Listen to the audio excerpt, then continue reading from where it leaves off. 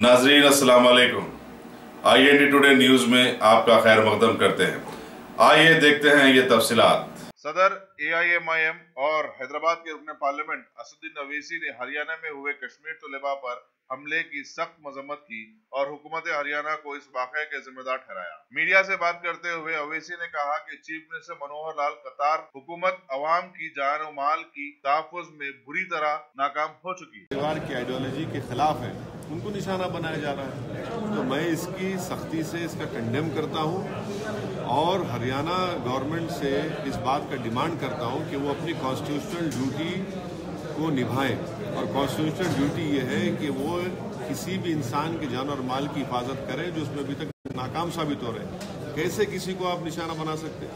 और ख़ास तौर से क्या मैसेज हम दे रहे हैं कश्मीरियों को?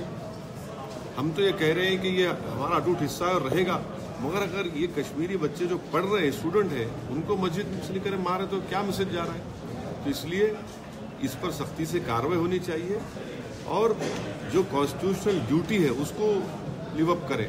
और अफसोस के साथ कहना पड़ रहा है कि वो बजाय अपनी कॉन्स्टिट्यूशनल ड्यूटी को निभाने के वो सिर्फ अपनी आइडियोलॉजी पर काम कर रहे हैं।